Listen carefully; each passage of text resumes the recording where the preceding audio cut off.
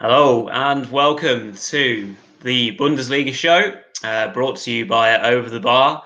This evening, as we are recording, we are joined by Mark Broadhurst as the co-host of the show with myself, Rory Petre, as we both are Over the Bar writers and lead correspondents for the Bundesliga.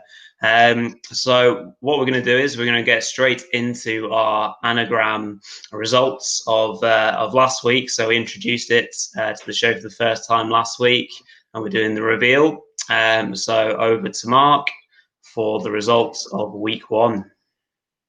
Okay, so if you remember, guys, the kind of anagram last week was carve his ink. And I'm pleased to say that we actually had one of our commenters and one of our subscribers on YouTube was actually a winner this week. So I want to give credit to Mr. Mensa. Thank you very much for commenting correctly that the answer to last week's anagram was indeed Hansi Flick. So the FC Bayern manager there was our first anagram to start our new series. So that brings us nicely onto the next anagram as well, which we're going to have a look at this week. So just to remember you guys, just to remind you guys that each anagram can either be a player, a manager, or a team from the Bundesliga. So I'm going to bring up the latest one this week. So it's Brewer Need Mister. Quite an interesting one this week. So remember, it's something related to the Bundesliga, either a player, a manager, or a club. So remember, guys, try and comment your answers in the feedback on YouTube, or indeed on Twitter if you want to as well, but preferably on YouTube so we can kind of follow it. But yeah, rack your brains, guys, and see if you can get the right answer. Brewer Need Mister. That's your anagram for this week. Very good. It's another one that I no doubt would never get. So, all right then. So straight into business. We're going to run through the results of the weekend first of all, and then we'll move into the more detailed chat as we go along. So I'll just quickly introduce the results from the weekend, or the first five anyway. So on Friday night, we had Hertha Berlin, maybe surprisingly losing 3-1 at home to Eintracht Frankfurt.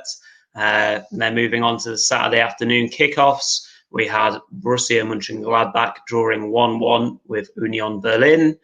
There's also a 1-0 score with Bayern Leverkusen hosting RB Leipzig. So two title contenders there sharing the points.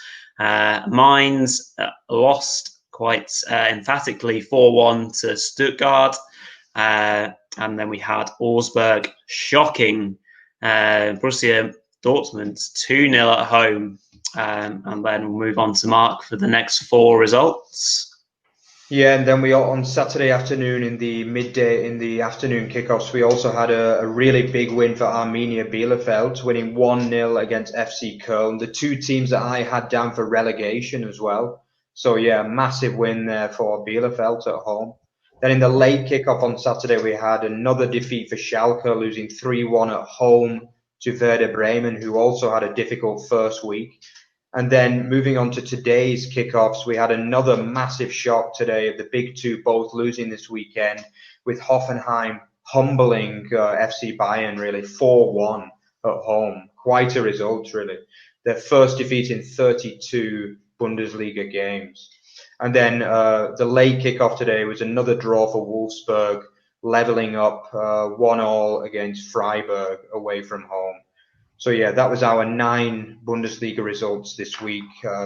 So let's press on to our kind of main games again. As you know, we like to go ahead with our feature games, and I think it doesn't take a miracle to work out where we're going to start this week, to be honest, which was today's mid-afternoon kickoff in Baden-Württemberg at the Hoffenheim, the SAP Arena. It was obviously the Hoffenheim 4, Bayern Munich 1. I mean, nobody could possibly have predicted that. I think both of us last week, we went for a big win for Bayern, to be honest. We thought that Hoffenheim might make it quite competitive, but I think obviously the form that Bayern were in, we couldn't possibly go against them. But I mean, Hoffenheim have shown that they are a quality outfit. Yeah. And Rory, did you watch that game? I saw some highlights of the game. Yeah, real surprising result. Given all the other results that went this weekend, you're kind of expecting Bayern to just be licking their lips, go out there, do the business, and already kind of, take a stride towards leading their title contenders only after 2 games. Potentially were they caught cold, having played in the Super Cup in midweek, and obviously, for example, Lewandowski and Leon Goretzka both started on the bench today. They gave a chance to their young striker to have a run out. Still a strong team that they put out, so it's still a massive shock. So that, is probably more of a bump in the road for Bayern. I wouldn't start to suggest that there's any major, surgery needed to that team. But all credit to Hoffenheim, who look like a serious outfit this season. I think I predicted them to come in my top 6 when we did our prediction show, our preview show a couple of weeks ago. So they're proving that they're a quality outfit. And Andre Kramaric, of course, has then come in for another couple of goals. So that's five goals in 2 games now, obviously adding to his hat trick last week. So he's looking on fine form already. And yeah, what a start for Hoffenheim, leading the way, and they look really good. So yeah, very impressive start from Hoffenheim indeed. Yeah, I think it's important not to kind of dwell too much on the fact that Bayern obviously had the Thursday night game. I mean, it was quite a trip as well in Budapest, which is like probably a 2-3 hour flight from Munich. So, I mean, I guess they'll use that as an excuse. Also, the fact that he clearly rested some players as well. But I think it was only Lewandowski and Goretzka, as you correctly said. Yeah, but I think, I mean, I watched the game and I think Hoffenheim were fantastic, really. Like, I think obviously they got the 2 early goals, but when Kimmich pulled an excellent strike out, you would think, Bayern will probably still win 3 or 4-2 now, really. But I mean, I think Hoffenheim, they rode out the storm a little bit. Bayern had a couple of chances at 2-1, but then they scored a really nice third goal, obviously through Andre Kramaric, who's probably going to be one of the standout strikers in the Bundesliga this year. And then, yeah, nice little penalty to kind of add the gloss to the scoreline, really, yeah. I think another thing we've not mentioned about this game is there's a bit of a subplot as well there. I don't know if you remember, but just before the lockdown last February, there was a really big incident with the last time Bayern went to play Hoffenheim away. And the Bayern fans, they unfurled a huge banner criticizing the owner of Hoffenheim, Dietmar Hopp, who's also the owner of SAP, the software giant. And I think obviously I don't know if you remember, but they played the last 20 minutes just playing, passing it to each other. Yeah. I think obviously Hoffenheim were really, really offended by that because I think in the German culture, it's not typical to be so kind of like aggressive to other fans, And I know that caused a real uproar here in Germany. And I think Hoffenheim will really kind of be happy to have got their revenge there on Bayern. And I think definitely Dietmar Hopp will be having a nice little whiskey at home and celebrate that one, I think. Yeah. Do you think maybe that incident spurred Hoffenheim on today, or do you just think it was the fact they played the European champions, maybe? I think like every time that any team plays Bayern Munich, the challenge is laid down. Like, can you topple? Can you knock them off their perch? You can look at it 2 ways. You can either think, oh, it's going to be another battering this week, or we'll get yourselves going for it and really have a go, which Hoffenheim did. I think Bayern can't use too many excuses. In fact, it's obviously about playing on Thursday night. They've got some serious squad depth in most positions. So I think all credit to Hoffenheim. Looked really good and scored some lovely goals, like you mentioned. And even at 2-1, Bayern, obviously, you'd expect to have maybe started to come back strongly.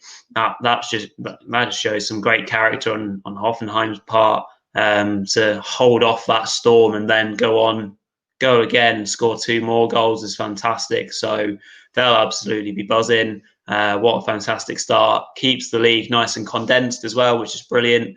Don't want Bayern to be miles ahead already. So, yeah, very good start and a very interesting weekend's worth of football.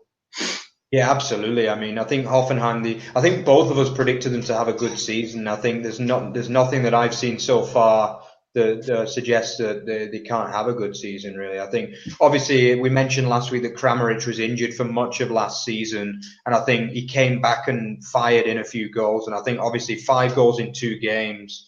I mean, you don't need any more kind of reminding what a good striker he is in the Bundesliga. Really, yeah.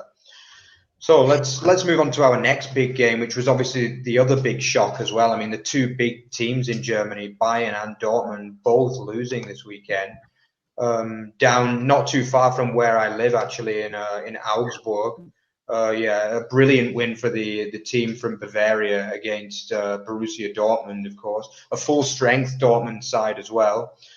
I mean, I think I watched the highlights of this game, and I was so impressed with Augsburg, to be honest. I think it wasn't one of those games where it was just a fluke, to be honest. They created chances from first minute to last. And I think, if anything, they probably deserved the win on the balance of play, to be honest. Yeah. And Rory, would you agree with that? Yeah, massively. I've seen some in-depth highlights of this game, and I think you're right. I think from minute one, Augsburg went and created all sorts of problems for Borussia Dortmund, especially getting behind their back line.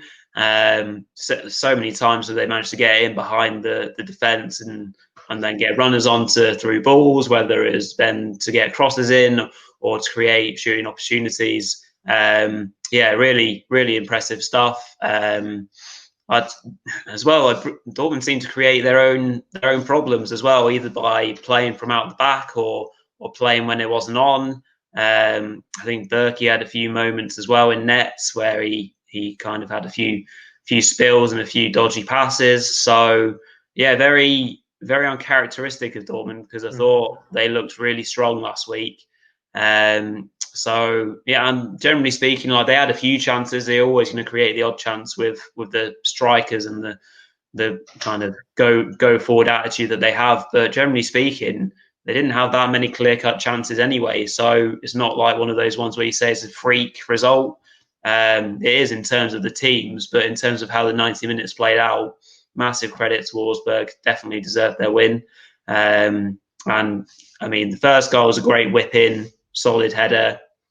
Second goal was a nice finish from Caligiuri. So yeah, absolutely superb. Wolfsburg 2 from 2, very good. Yeah, absolutely. Yeah, obviously we can't discredit Augsburg as well. They've had 2 really good results. Yeah, but I think going back to Dortmund, I think one of the things that really stood out for me, not just to yesterday, but also over last season as well, is I think Hummels is severely lacking pace at the back nowadays. You know, I think obviously Bayern got rid of him, and it's not really like Bayern to sell back to Dortmund, to be honest with you. It's more usually the other way. And I think the fact that Bayern were willing to let Hummels go suggests, I mean, he could be way past his best. And to be honest, from what I've seen since he returned to Dortmund, he looks a shadow of the player that obviously led Germany to World Cup glory, and obviously led Dortmund during their great days under Klopp. Yeah. Do you think he is someone that is starting to look a bit past it, Mats Hummels? Yeah, I think when you look on the surface of it, when he went back from Bayern, you think, oh, I mean, that's a really sound signing. He's still got plenty of years in him. But I mean, at the end of the day, like, your name and your kind of the weight that it carries can only take you so far. And like, if Hummels is struggling now with his age and certainly pace, as I mentioned, the amount of times that Augsburg were able to get in behind, it was such an obvious ploy. And yeah, I mean, that Dortmund need to play a little bit deeper potentially to allow Hummels to then play the way that he needs to. Or potentially they need to change things around, or maybe even play with a back 3 to have a bit more cover. But either way around, I think, yeah, I agree. He's looking a little bit on the shady side at the moment, but he is a classy player. So I'm sure he'll find a way around it as well. Yeah, and I think another thing about Dortmund also that struck me about their lineup yesterday is just how attacking they are as well. Like, I know that the Bundesliga, the top teams generally want to play like a very attacking outfit. You know, you don't really see so many conservative teams in the Bundesliga like you do maybe in other leagues. But I think, I mean, if you look at the team, like Emre Can is now playing centre half. You know, I mean, he's never played there before, as far as I know. He's always been more of a kind of defensive / central midfielder. Then obviously you've got Akanji, who never really impressed me, to be honest, at centre half either. Then you've got two very, very attack-minded fullbacks, which obviously most teams play attacking fullbacks these days. But I mean, sorry, my pronunciation of his name, Guerrero, is perhaps, I think in the past he was more of a forward, so he's kind of more of a kind of winger converted into a fullback as well. And even if you look at the central midfield, like Bellingham isn't really a defensive midfielder by any stretch of the imagination, you know. Rory, do you think it could have been a case of like maybe Dortmund disrespecting Augsburg a little bit by playing such an attacking side yesterday? Potentially. I know certainly attacking football and the way that they're set up to play is very much in their nature. Certainly since I've been following the Bundesliga, I've always known Borussia Dortmund teams to be teams that go forward and kind of, you know, generally speaking, try to outscore teams. Always speaking, they've always had attacking fullbacks, and usually speaking, like they've always had a decent keeper in net to keep them, you know, from conceding too many goals. But I've never really seen them concentrate too much on the defensive side. So when your strikers or attackers can't bail you out on those occasions, you're probably going to end up, you know, losing or not winning the game. So yeah, they are an attacking team, but it's just in their nature, I think, and these sort of results may happen during the course of the season.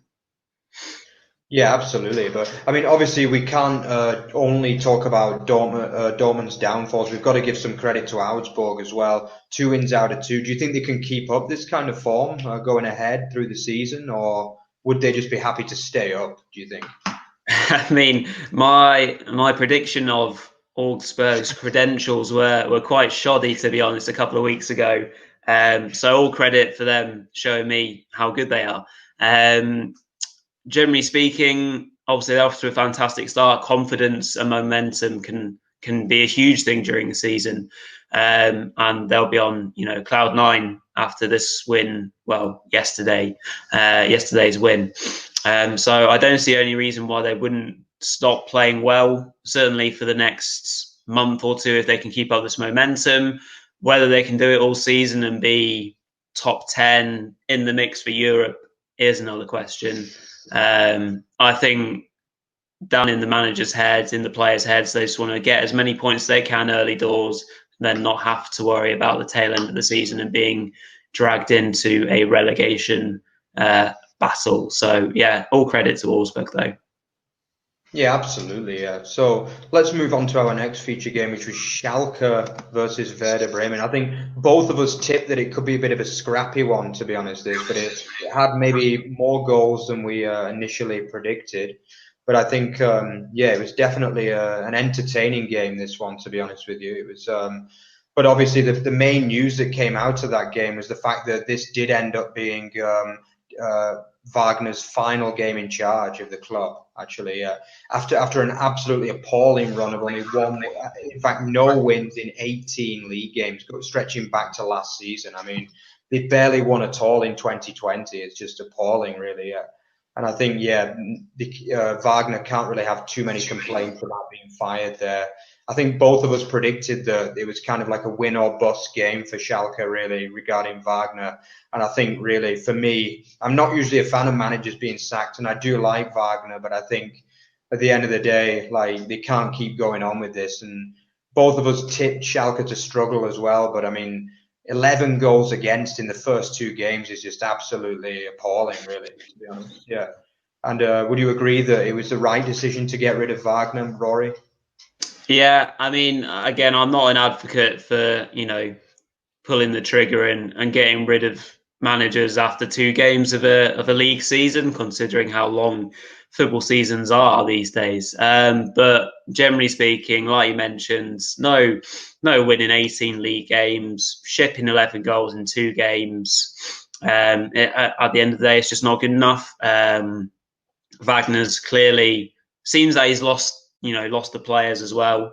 The way they've been playing the start of the season, they look lost, and it's really strange because generally speaking, he made a really sound start.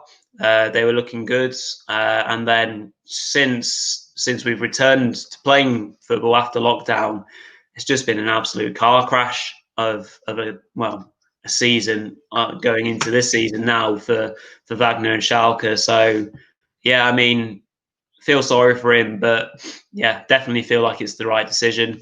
In relation to the game itself, like I mentioned, Schalke looked like a lost team, and I mean, defensively speaking, having seen the goals myself, the defense just, they look all over the place. They look lost, especially at set pieces. They weren't, they weren't reacting to second balls. Didn't seem to be in the right positions. So yeah, I mean, it's no shock that Wagner's paid the price. But on the other hand, credit to Werder. They've come out and they've done a job after, a really poor start to the season. Noticeably that Bittencourt was able to get a start at the weekend. He's obviously a massively important player for them. So that would have been a positive for them, generally speaking. And all credit to Füllkrug and for him, netting a hat trick. So yeah, massive plus for Werder, and they'll want to move on positively from that. But from a Schalke point of view, hopefully it can only get better. Yeah, I mean, it was very much a kind of like Route 1 hat-trick, you might say, I mean, as you say, like, Schalke's defending from set plays was just beyond appalling, to be honest with you. Like, he was left with 2 free headers and then a clumsy foul as well, which gave away the penalty, which he comfortably tucked away. It's, I mean, to be honest, I didn't really know that much about Füllkrug before this game. Yeah, I mean, obviously, it was actually his first career hat-trick, so, I mean, it's a big moment for the lad, But I mean, do you think Füllkrug, did you see enough in him that made you think that he could be the man to kind of push Werder and start getting a few goals again? Well, as you mentioned, Mark, I mean, I won't lie, I hadn't heard much of the player beforehand. So yeah, so all credit to him. It was a bit of a messy hat trick, but at the end of the day, as a striker, you want to have that natural ability to be in the right place at the right time. If he's a bit of a poacher, perhaps in the box, obviously good with his head potentially, and showed good striking instincts to be in the right place at the right time. Obviously, then being fouled and converting the penalty. So that's obviously promising signs for Werder. Hopefully the player can then take this as a massive confidence boost and push him through the rest of the season. But it remains to be seen. Obviously, it's a good time currently to play Schalke. So he's, cashed in his chips. It's great for the player. It's great for Werder as well. But we'll see. I mean, they'll have a lot more sterner tests for Werder coming up in the weeks to come, for sure. Absolutely, yeah. I think one other major talking point in that game was the Schalke centre half, Ozan Kabak, actually spat at one of the Werder players in the first half as well. The referee and the VAR didn't see it, inexplicably, really. He stayed on the pitch during that. I think it was a 1-0, the score at this point. Should clearly have been sent off because it was a clear spit aimed at the Werder player.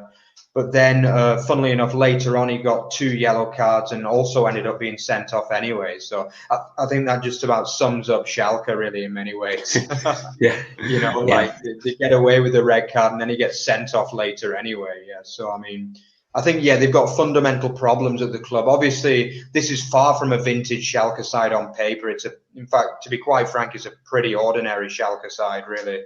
We've talked about a few times before. But I think, disciplinary problems, just not lack of effort and any sort of defence, it just shows that, they've got serious problems there. And I think they need to get a real quality appointment. And I don't think they're going to be able to get a big name in, to be honest, but I think they need to get like a kind of Dieter Hecking kind of guy, a kind of vintage, old school German coach, maybe even a Felix Magath, to be honest with you, in there. Yeah, I think he's managed Schalke before and he's currently managing down in the 2nd division at Würzburg. So I think potentially they could get him. He's the kind of name they need to go in for, really, now, for me, because they need some real discipline in there, unless they could really be in a relegation dogfight this year, Schalke.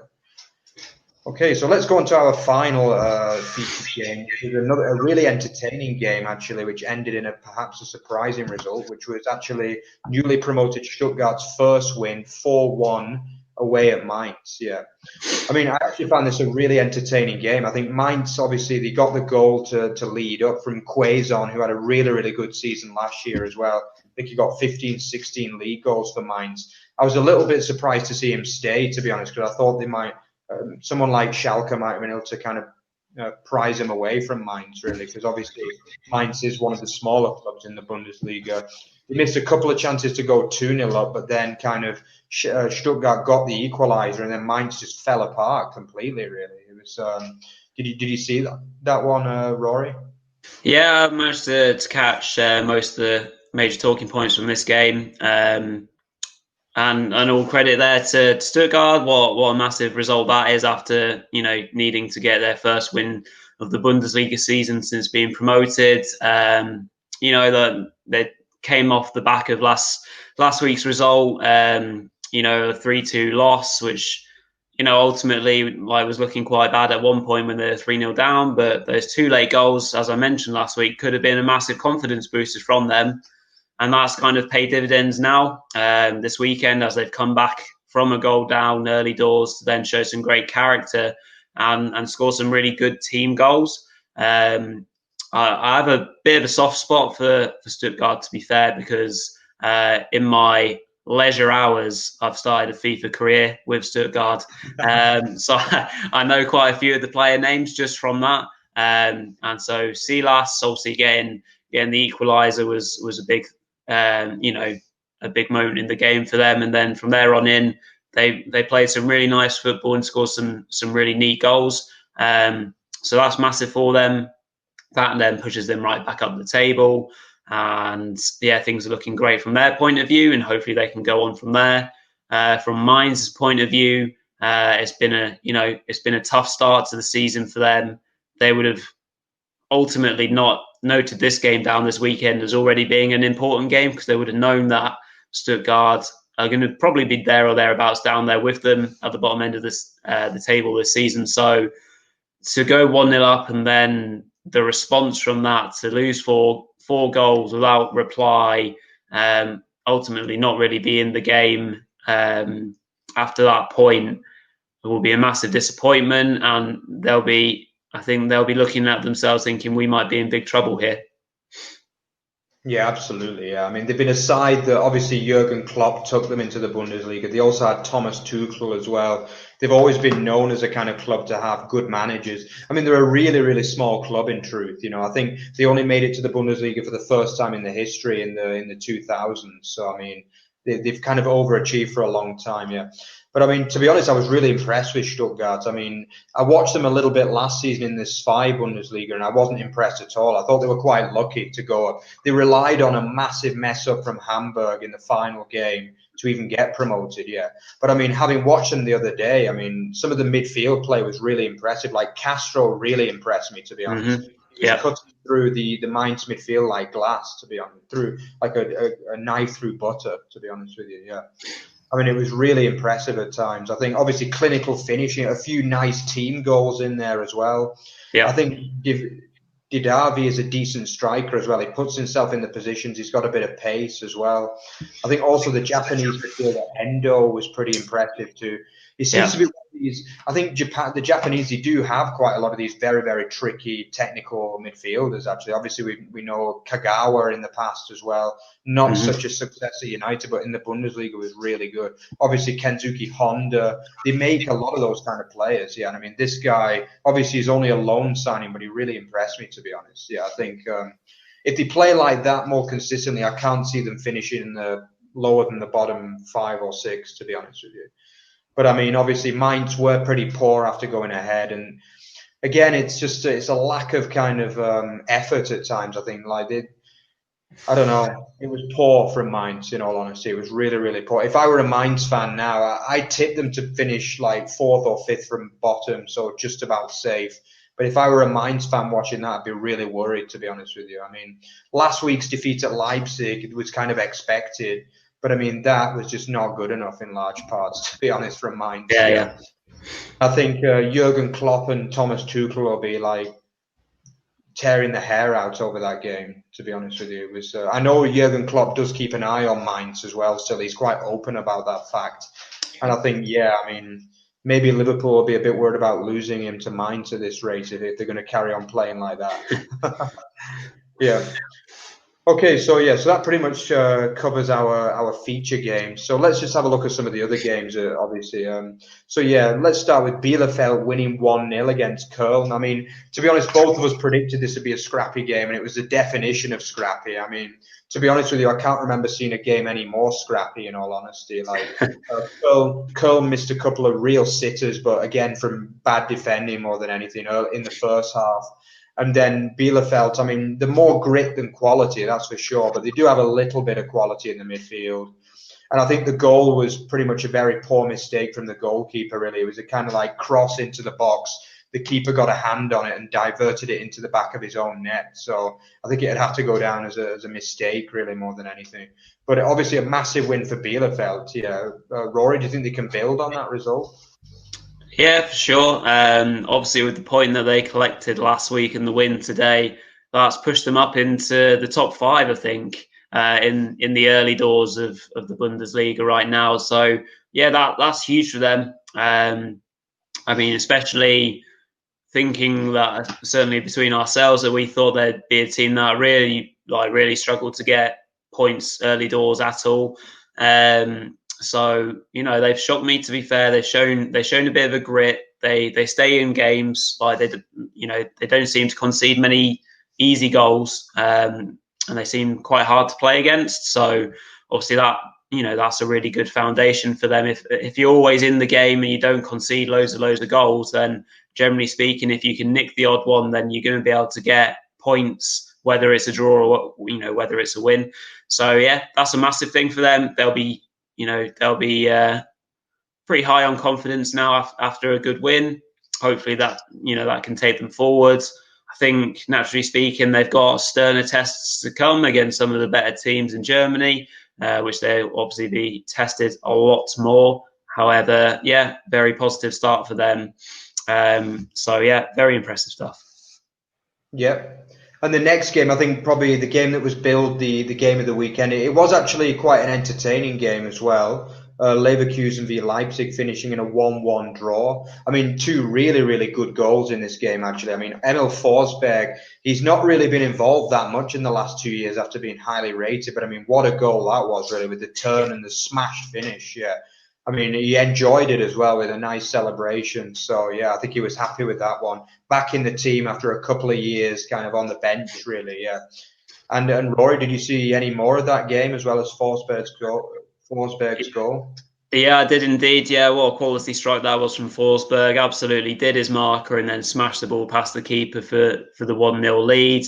RB then obviously kind of let things slip a little bit, and there was a bit of a messy spell that led to the equaliser for Leverkusen, which was another absolute worldie of a strike from, I might pronounce his name slightly wrong here, but Demirbay, which went in off the underside of the bar. So that was a fantastic response to what was an already incredible strike to level the game up between obviously these two contenders.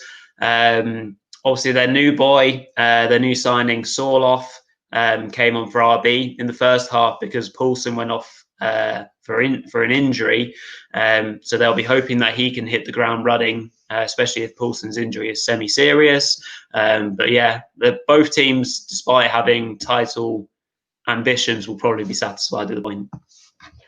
Yeah, I think both sides had a lot of chances as well. I actually had a bet on Leverkusen to win this, and I was gutted when the late Schick goal was disallowed for offside because I thought it was going to be given. But yeah, I mean, it was a clear offside. But I think, to be honest, I do find Leipzig a bit frustrating sometimes because obviously at times they are such a good side. And I think for me, they're the one side who can really go with Bayern and kind of win back-to-back games, like for a long period of time. But I just think in these big games, they do let a lot of leads slip, I tend to find. It's very often they'll go 1-0 ahead and then they'll just kind of get caught. I don't know whether it's like a mentality problem at times. I don't know. I mean, they have the quality for me. obviously you saw it in the Champions League, making that brilliant run to the semi-final. I mean, destroying Atletico really with a deserved win and beating Tottenham and all kinds of teams, you know. But I just think it's maybe just something mentally. I mean, I'm a really big fan of the coach Nagelsmann as well. I think he's going to be a real big coach in the future. Maybe potentially Bayern coach or one of the top Premier League coaches. I think he's that good, to be honest. Yeah. Rory, do you think it could be a mentality problem, maybe at Leipzig at times? Yeah, I think especially for this side that have come so close on a couple of occasions to getting that elusive Bundesliga title. Obviously, they've absolutely shot up the divisions under this, this new name of RB Leipzig, and they've been looked after, and they've got in some good players, and now they've got the foundations of this great squad. So yeah, possibly is a bit of a mental block for them when it comes to these bigger games. Maybe not thinking that they are one of those teams, but like you mentioned, the Champions League run that they had and everything else behind that. I think they do need to start turning up in these games if they ever want to get that elusive title. Absolutely, yeah. Okay, the next 1-1 draw was Gladbach versus Union Berlin, which actually I've just got to say was my one correct prediction this week. Yeah. So I'll celebrate that one. Yeah. I mean, obviously, some would say it's a bit of a shock, but yeah, I did fancy Union to react to their disappointing home defeat. It was a good performance from Union as well. I think most would agree that they deserved the point. I mean, the goal was a kind of unorthodox goal, really. Both goals were headers from corners, actually. But the Union one was like a real looping header. It went right up and then kind of just dipped below the defender on the post. Yeah. I mean, maybe Gladbach will be a bit disappointed to concede a point so late, but I think Union definitely created as many chances. Yeah, I think obviously one of the big moments was the plie move as well. He had a really, really nice piece of skill. He went past about 4 defenders and then had a shot well saved by the Union goalkeeper. Obviously, Marcus Thuram as well back in the game. We mentioned last week that those 2 guys didn't start, which was a bit of a surprise. But yeah, they didn't really get the result that they would have wanted. Yeah, Rory, do you think Gladbach have got maybe a cause to worry a little bit at the moment? I wouldn't say they should be worried too much. Obviously, it's a really bad start. The fact that they've got 1 point from 6. No surprise to see that potentially they played a bit better than last week with the likes of Thuram and Plie coming back in.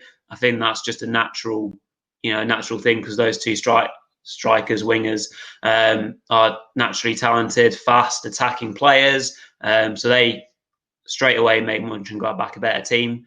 Like you mentioned, two headed goals from corners. Thuram's one was a nicely directed and solid header, and then the equaliser was very strange. It was a really good effort to loop the ball over the defender on the line, who I think headed it up into the bar and then eventually went in. So yeah, a couple of issues either side for the teams potentially picking up men from corners, but Mönchengladbach I expect to come good and be in that race. They're probably counting their blessings because other teams around them, Dortmund, Bayern, etc., have dropped points and they're not a million miles off straight away. Because in theory, they could be 5 points behind each team by now, but they're quite lucky in that regard. So I expect them to come good. Absolutely, yeah.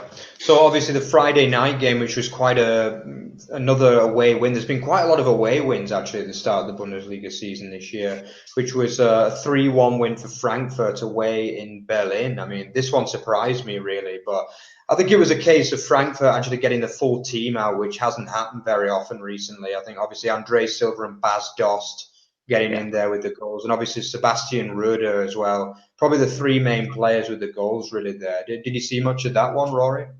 Yeah, I mean, I completely agree in the fact that the goal scorers were very much, Frankfurt's best players. I think André Silva, he's a real player at the end of the day. Like, he plays for the Portuguese national team.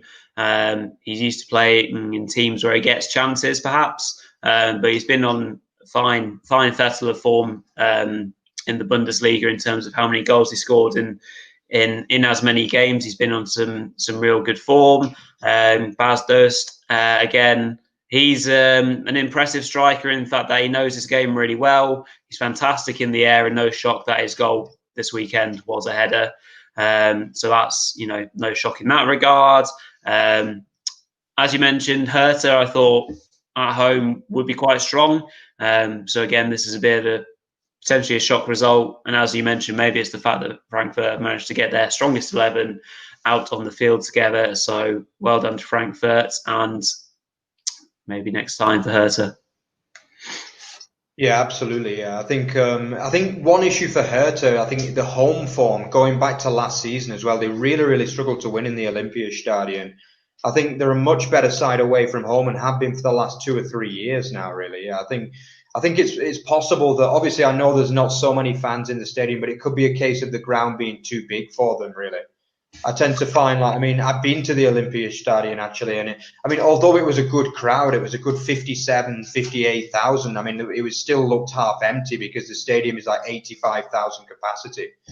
So I think maybe the ground doesn't really generate that kind of atmosphere because it's so big. And I think there must be something going wrong with the home form, because away from home, they can look a decent side, obviously battering Werder Bremen last season. Maybe it is something they need to look into, maybe getting their own purpose-built ground of like 35,000, which would kind of create a rocking atmosphere or something, yeah. But definitely there's something missing there at the Olympiastadion, and they don't win there very often at all, to be honest. It's something that could potentially stop them going forward for me, yeah. Okay, the final game was another draw for Wolfsburg, 1-1 at Freiburg. Yeah, Rory, any thoughts on that one? So I did catch a little bit of this game, and much like some of the other 1-1 draws, well, perhaps not in the case of Leverkusen Leipzig, this was a pretty dire game to watch. I've watched Wolfsburg twice now this season. They've looked pretty dull, putting it quite simply. Obviously, they managed to get back on level terms with a deflected free kick on the edge of the area. Nothing that the keeper can do about that one. It's flown in via a deflection. Wolfsburg just seemed really wild and out of control. There seemed to be quite, especially in the first half, lots of rash tackles, lots of bookings, and that was just disrupting the natural flow of the game, and probably hence why it was a bit of a poor game, which finished 1-1. So yeah, not the best of games to finish us off on a Sunday evening, but these things happen. Yeah, I think the second time in 2 weeks that they've let us down, Wolfsburg. Come on, we want more from you next week, Wolfsburg. Yeah, but I think one of the major talking points there was the fact that Wout Weghorst didn't start the game. And obviously, for any of you guys who followed the Bundesliga the last few years, you'll know he has been the talisman for Wolfsburg over the last few years. Yeah, I think he got like 20 goals plus last season in the Bundesliga, and yeah, he didn't start the game. So maybe if he can get himself back in the starting lineup fully. Obviously, they also had a game in the Europa League on Thursday as well, which maybe kind of. I know it was only a qualifier, but still, it's for teams like Wolfsburg, it's difficult to play 2 games in a week when they don't have the biggest of squads, really. Yeah. But yeah, 2 draws for Wolfsburg. Probably another game where both teams will be relatively happy with the results, I think. Yeah. So that finishes our roundup of week 2. So let's move swiftly on to our predictions ahead of week 3. So let's do it. Fixtures next week. So Rory, do you want to start us? Yeah, so I'll run us through the first 4 fixtures then coming up next week, and then we'll kind of bounce off what we think our predictions will be for each game. And like we said, been keeping track of this a little bit. Unfortunately, the Bundesliga official predictor is down at the moment, so we can't use that officially. So we're having to make do with our predictions for this week. So the first game of next weekend is on Friday evening, and it's Union Berlin versus Mainz. Again, struggling side Mainz on the road. Fancy Union to get themselves a nice, secure, solid 2-0 home win. Mark, what are you thinking for this game? Yeah, I'm going to go for a 2-1 Union win, yeah. I saw enough in them to think they can win that game. Yep. Lovely stuff. Then moving on to the Saturday afternoon kickoffs, we've got Borussia Dortmund then hosting Sporting Club Freiburg. So this one I've gone for a 3-1 home win for Dortmund. So expect a reaction. I know certainly there's been chats about Sanchez again. Sorry, not Sanchez, Sancho, and Man United. Whether they come in for a late bid, we'll have to see. But either way around, I expect Dortmund to come back and get themselves a home win next weekend. Mark, do you agree or not? Yeah, I'm going for a 3-0 win there for Dortmund. Some people might think it's a bit disrespectful to Freiburg because they have made a really good start and obviously got an away win in the first game. But I think although Dortmund do have a few struggles on the road these days, I think at home they're still a formidable outfit, really. And I think a comfortable 3-0 win there. Good stuff. Okay, on to the next game. We've got Frankfurt hosting Hoffenheim. So this, potentially could be a pretty good game. So I've gone for a 2-2 draw. I think Frankfurt just be able to grab themselves a point. Hoffenheim, obviously flying high, will be wanting to keep up their 100% start, but I reckon Frankfurt will just nick a point from this game. So, Mark, what are you thinking on this one? Yeah, I'm actually going for what some might say a shock 2-1 Frankfurt win, actually, there. I think Frankfurt are historically a very streaky side, and I think when they get the bit between the teeth, they can be a decent team. And I think Hoffenheim, they might be a bit overconfident. They're another side that kind of to and fro a lot historically. They look a bit better than what they have done in the last 2 years this season, but I'm going to go for a 2-1 Frankfurt home win there. Very good. And then our fourth game will be Cologne hosting Borussia Mönchengladbach.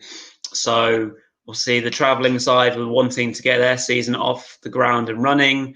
Cologne obviously have been struggling themselves. I'm going for an away win. I'm saying 2-1 Mönchengladbach. It will be a close game, but I think the away side will get a much needed win to kickstart their season. Mark, what are your thoughts on this one?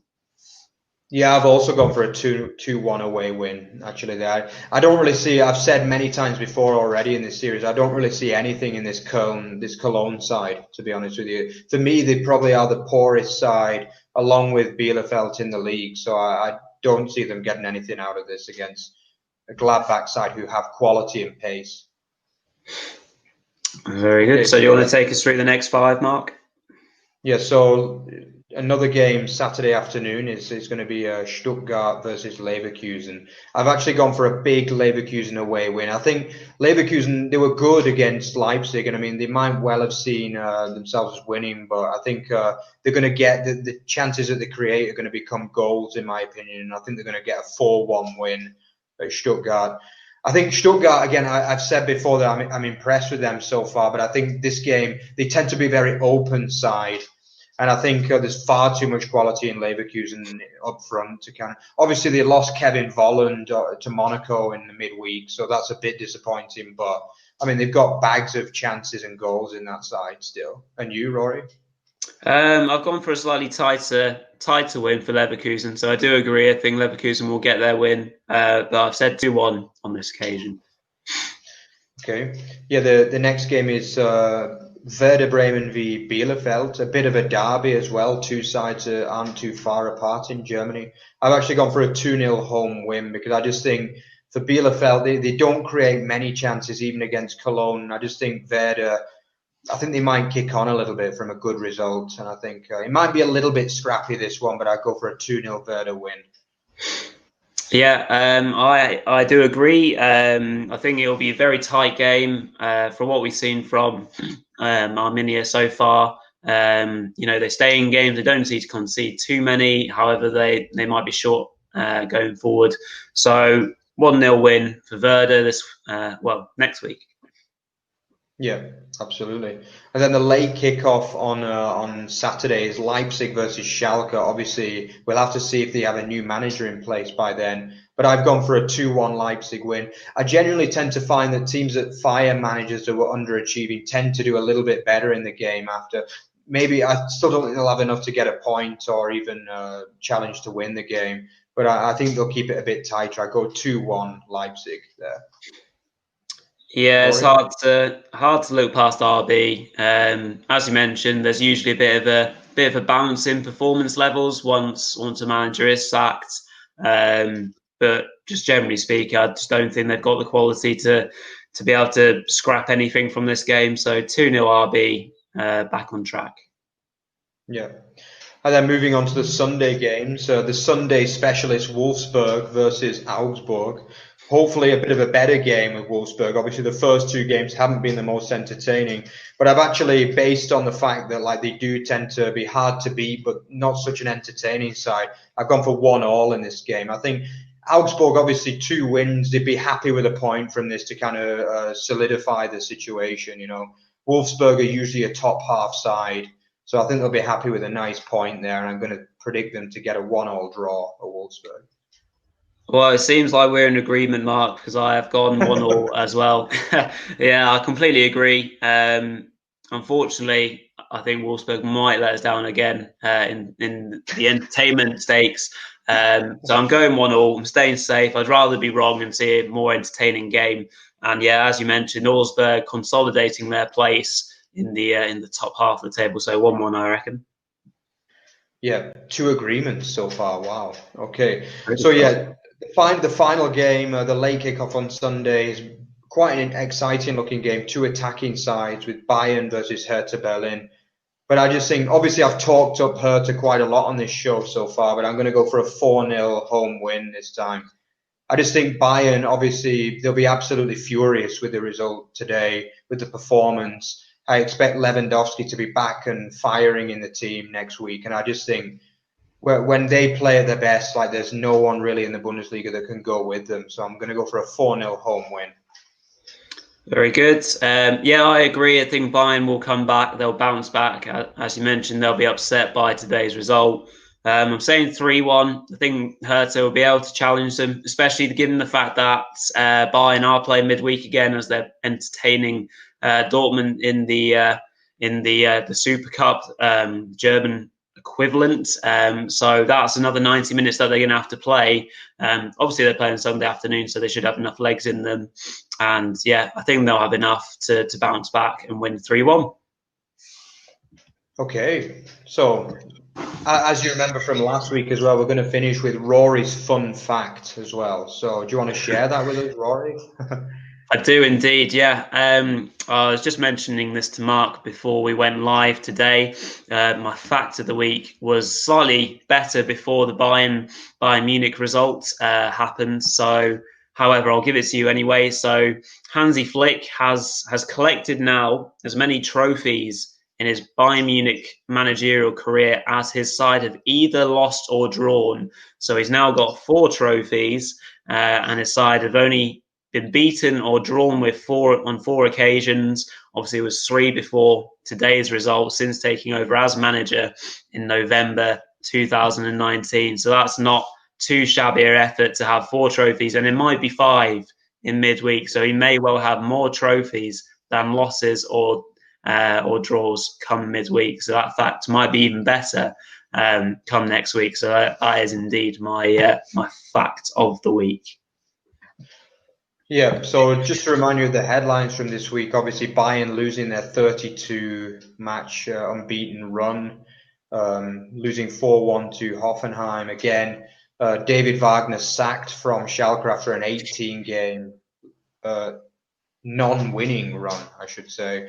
And then obviously Augsburg with a brilliant win over Dortmund. So let's hope that the games next week are just as entertaining, because I think it's been a really entertaining week of Bundesliga. Shocks, goals, red cards, penalties, a lot, to be honest. Yeah. Yeah, fantastic stuff. Great stuff. Yeah. So just to leave you guys, obviously we usually close with just announcing our details. So remember, you can follow us on our Twitter page as well. We post a lot of stuff. We have tons of articles on there. We really like to keep busy. Also, you can visit our website as well. Which you can see there, which is overthebar.net. You can also subscribe to our YouTube channel. We also have a League One show as well going on with another couple of our writers. Continue to follow our Bundesliga show. We've been really, really happy with the start of it in terms of how much feedback we've been getting. So continue to give us feedback. Let us know what you think of our stuff. give us some suggestions of things you'd like to see on there. And don't forget to subscribe as well, guys. Yeah. So we're going to have to love you and leave you there. So thank you very much to Rory again. Thank you all. And I can't wait to see you again next week. So looking bye-bye. forward to it.